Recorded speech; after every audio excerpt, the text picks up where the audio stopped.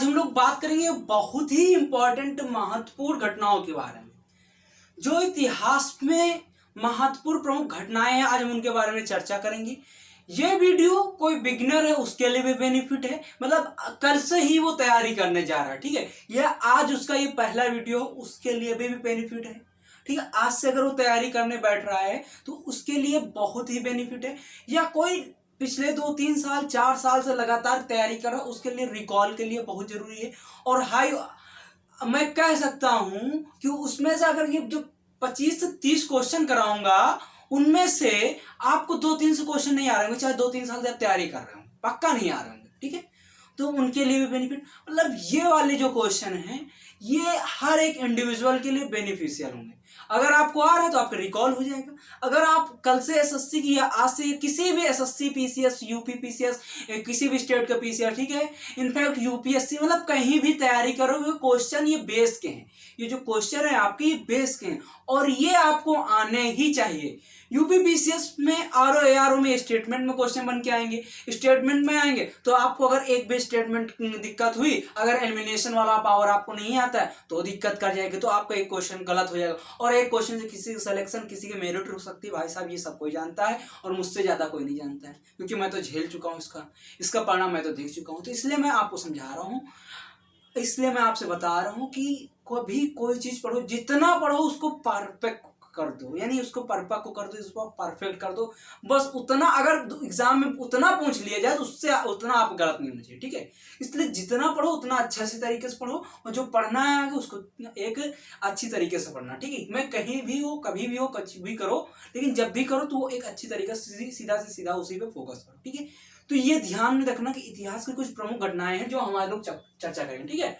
तो देखो एकदम ऊपर से, यानी शुरुआत से हम बात करेंगे।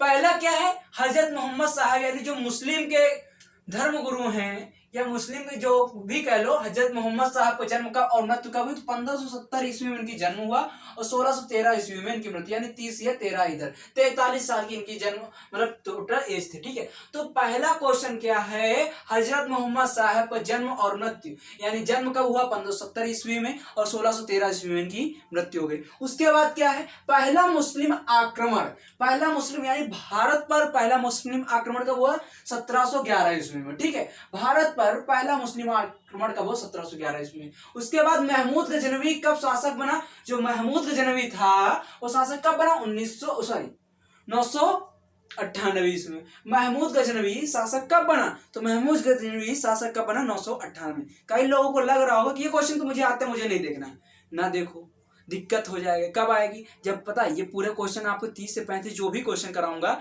और मान लो कल को स्टेटमेंट में आ गया और 2-3, चलो ठीक है, अभी तुमको लग रहा है ये सारे आ रहे हैं, लेकिन आगे कोई स्टेटमेंट ऐसा आ जाएगा जो आपको नहीं आ रहा है। जब नहीं आ रहा है वो स्टेटमेंट वाला क्वेश्चन गलत होगा।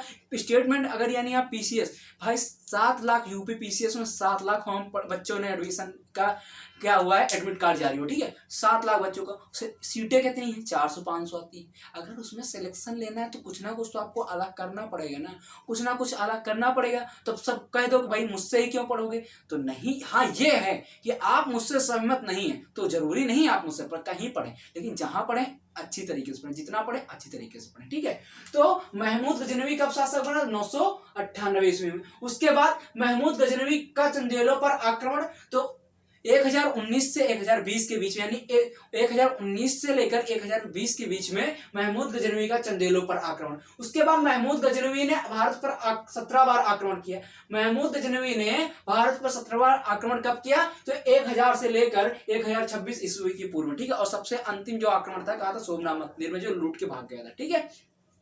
तो महमूद गजनवी ने भारत पर 17 बार आक्रमण कब किया, तो कब से कब किया, 1000 से लेकर 1026 के बीच में 17 बार आक्रमण किया। अल-बरूनी का जन्म कब हुआ, तो अल-बरूनी का जन्म 973 ईस्वी, 1900 बहुत याद आता है, ठीक है। अल-बरूनी का जन्म कब हुआ, 973 ईस्वी में। उसके बाद मोहम्मद गौरी ने उत्तर भारत को जीता, यानी उत्तर भारत को जीतने के लिए पहला कब जीता, तो तराइन का दूसरा युद्ध, यानी जो तराइन का सेकंड वार था, उसमें ठीक मोहम्मद गोरी वर्सेस किसके बीच में, पृथ्वीराज चौहान के बीच में मोहम्मद गोरी जीत गया था। पहला पृथ्वीराज चौहान जीता था, दूसरा मोहम्मद गोरी जीता था। ठीक है, तो मोहम्मद गोरी ने उत्तर भारत को जीता 1192 में तराइन के दूसरे युद्ध में। ठीक है, और उसके बाद मोहम्मद गोरी ने प्रथम आक्रमण मुल्तान पर किया। तो मोहम्मद गोरी ने प्रथम आक्रमण कहाँ किया, मुल्तान पर किया। अगर यह पूछ रहे थे मोहम्मद गोरी ने प्रथम आक्रमण कहाँ किया, तो मुल्तान पर किया, लेकिन उसने उत्तर भारत कब जीता, तो 1192 में। अब पूछा क्या है प्रथम आक्रमण, तो 1175 में, यानी 1175 में प्रथम आक्रमण था और उत्तर भारत को जीतने के लिए उसको कितने 1192 तक लड़ना पड़ा। ठीक है, उसके बाद मोहम्मद गोरी ने गुजरात पर आक्रमण किया 1178 में। मोहम्मद गोरी ने गुजरात पर आक्रमण कब किया, 1178 में। इतनी बात समझ में बोलो। हाँ, और कुछ महत्वपूर्ण है जिनको आगे देखते चलिए आगे देखते हैं। अगला क्या है, तराइन का युद्ध। देखो तराइन का भी बताया ना, तराइन का युद्ध कब हुआ था, 1191 में। और इसमें क्या हुआ था, किसके किसके बीच हुआ था, तराइन का युद्ध किसके किसके में, मोहम्मद गोरी वर्सेस पृथ्वीराज चौहान तृतीय, यानी पृथ्वीराज चौहान थर्ड के बीच हुआ था। ठीक है, तो पृथ्वीराज चौहान तृतीय के बीच में होता। तो जो तराइन का प्रथम युद्ध था इसमें कौन जीत जाता है, पृथ्वीराज चौहान जीत जाते हैं। और दूसरा, यानी जब तराइन का दूसरा युद्ध होता है कब होता है, 1192 ईस्वी में, और इसमें भी मोहम्मद गोरी और पृथ्वीराज चौहान के बीच ही होता है। और इस बार पृथ्वीराज चौहान हार जाते हैं, यानी जब 1192 में तराइन का दूसरा युद्ध होता है तब कौन हारता है, पृथ्वीराज चौहान। उसके बाद चंदावर का युद्ध होता है। तो चंदावर का युद्ध होता है 1194 ईस्वी में, और मोहम्मद गोरी वर्सेस जयचंद के बीच में। 1194 ईस्वी में चंदावर का युद्ध होता है, किसमें मोहम्मद गोरी वर्सेस जयचंद के बीच में। और इसमें कौन जीत जाता है, मोहम्मद गोरी जीत जाता है, जयचंद हार जाता है। तो चंदावर का जो युद्ध था किस पे बीच में होता है, मोहम्मद गोरी वर्सेस जयचंद के बीच। और कौन जीत जाता है, तो मोहम्मद गोरी जीत जाता है। उसके बाद घाघरा का युद्ध कब हुआ, 1529 में। बाबर वर्सेस अफगान, यानी बाबर और अफगानों के बीच में होता है। बाबर होता है, बाबर वो अफगानों को हरा देते हैं। यानी घाघरा का युद्ध कब होता है, 1529 में। बाबर वर्सेस अफगान, यानी कौन जीतता है, बाबर जीत जाते हैं। उसके बाद क्या है, प्लासी का युद्ध सभी को पता, 23 जून 1757 को होता है, अंग्रेजों और सिराजुद्दौला के बीच होता है। और इसमें कौन जीत जाता है, अंग्रेज जीत जाते हैं। तो प्लासी का युद्ध होता है, जो बैटल ऑफ प्लासी है, जहां से जो मेन चीज है, यहीं से अंग्रेजों का शासन भारत में शुरू हो जाता है। तो किस बैटल ऑफ प्लासी क्या है, 1757 में, 23 जून 1757 को होता है। ठीक है, अंग्रेजों वर्सेस सिराजुद्दौला के बीच होता है। यहाँ पे सिराजुद्दौला हार जाते हैं, अंग्रेजी जीत जाते हैं। यहीं से अंग्रेजी प्रभुत्व भारत में शुरुआत हो जाती है। ठीक है, उसके बाद हल्दी घाटी का युद्ध 1576 में अकबर वर्सेस महाराणा प्रताप के बीच होता है। हाँ, अकबर और महाराणा प्रताप। और इसमें कौन जीता, अकबर जीत जाती है। यानी हल्दी घाटी के युद्ध में कौन जीता, 1576 में महाराणा प्रताप अकबर जीत जाते हैं। ठीक है, उसके बाद खानवा का युद्ध 1527 में होता है, बाबर वर्सेस राणा सांगा। इसमें कौन जीता, बाबर जीत जाते हैं। ठीक है, यानी कि खानवा के युद्ध में कौन जीतता है, बाबर जीतते हैं। किसके बीच होता है, राणा सांगा के बीच होता है 1527 में। उसके बाद चंदेरी का युद्ध 1528 में, बाबर वर्सेस मेदिनी राय। और इसमें भी बाबर जीत जाते हैं, मेदिनी राय हार जाते हैं। यानी कि बाबर कौन जीत जाता है, बाबर जीत जाते हैं, मेदिनी राय हार जाते हैं। ठीक, उसके बाद आता है तैमूर आक्रमण का होता है 1398 ईस्वी में। तो ये कुछ महत्वपूर्ण युद्ध थे। और आगे चल के देखते हैं। ठीक है, आगे देखते हैं अगला कौन सा है, अगला है कुतुबुद्दीन ऐबक की मृत्यु। तो ठीक है, देखो गुलाम वंश की स्थापना करने वाला भारत में कौन है, कुतुबुद्दीन ऐबक। यानी गुलाम वंश की जो स्थापना करता है, कौन करता है, कुतुबुद्दीन ऐबक। 1206 ईस्वी में मोहम्मद गोरी के मृत्यु के बाद कौन करता है, कुतुबुद्दीन ऐबक करता है। ठीक है, तो पहले ये वाला क्वेश्चन क्लियर कर लो। मोहम्मद गोरी की मृत्यु 1206 ईस्वी में होती है, और इसी के बाद ये अपना जो गुलाम वंश स्टार्ट हो जाता है। कि जो मोहम्मद गोरी होता है उसका गुलाम कौन होता है, कुतुबुद्दीन ऐबक। और मोहम्मद गोरी इनका कोई इनका बेटा नहीं था, कोई बेटी नहीं थी जो इनका वंशज को आगे चला सके। तो इन्होंने अपने गुलाम को दे दिया। ठीक है, तो कुतुबुद्दीन ऐबक को दे दिया, और यहीं से इसको गुलाम वंश इसीलिए नाम पड़ा कि यानी मोहम्मद गोरी कोई बेटा बेटी नहीं था, उन्होंने अपने गुलाम को दे दिया, कुतुबुद्दीन ऐबक को। और कुतुबुद्दीन ऐबक को 1206 से 1210 तक इन्होंने शासन किया। यानी 1206 से लेकर 1210 तक अपना शासन किया इन्होंने।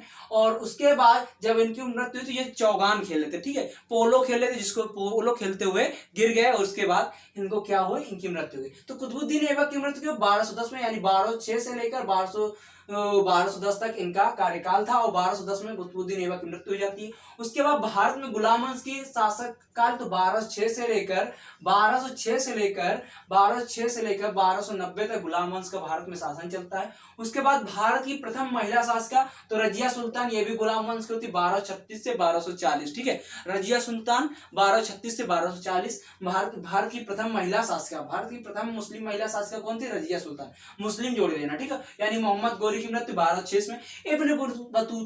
इब्न बतूता मोरक्को, ये एक अफ्रीकन यात्री था। भारत का बाद 1233 से 1247 में भारत तक में रहा। 1333 से लेकर 1347 तक ये भारत में रहा, ठीक है। कौन? इब्न बतूता, जो अफ्रीकन यात्री था। उसके बाद लोधी वंश की स्थापना तो 1451 में भैया, सॉरी बहुत सॉरी 1451 में बहलोल लोधी ने लोधी वंश की स्थापना की। यानी लोधी वंश की स्थापना किसने की? 1451 में बहलोल लोधी ने की, ठीक है। उसके बाद क्या है?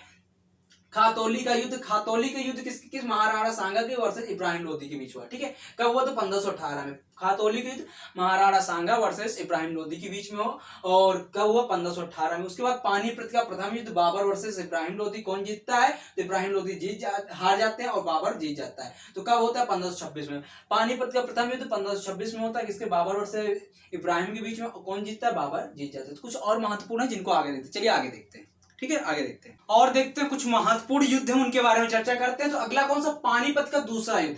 पानीपत का दूसरा युद्ध कब होता है? 1556 ईस्वी में। पानीपत का जो दूसरा युद्ध होता है किसके बीच में? 1556 ईस्वी में। और इसमें कौन जीत जाता है? मुगल जीत जाते हैं।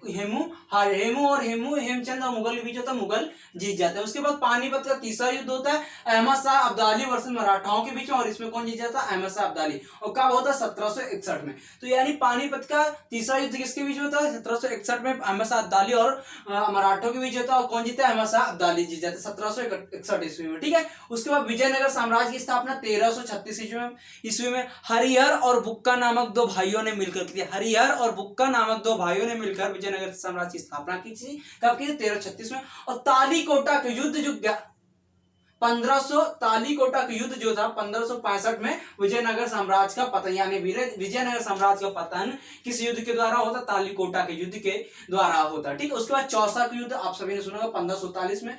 1539 में चौसा का युद्ध होता, शेर शाह ने हुमायूं को हराया, यानी शेर शाह जीता और हुमायूं हारा। उसके बाद कन्नौज का युद्ध 1540 में, इसमें भी वही कंडीशन, शेर शाह जीतता है और हुमायूं हारता है, यानी दोनों युद्ध दोनों के बीच में लड़ गए, शेर शाह और हुमायूं के बीच में, और दोनों बार कौन जीता है? शेर शाह जीत गया, ठीक है। शेर शाह जीत गया। उसके बाद वांडीवास का युद्ध 1760 में जो होता है फ्रांसीसियों को हराया जाता है, यानी फ्रांसीसी इसमें हार का सामना करते हैं, ठीक है। हार का सामना करते हैं, ठीक है। तो किस वांडीवास के युद्ध के द्वारा फ्रांसीसी हार का सामना करते हैं, ठीक है,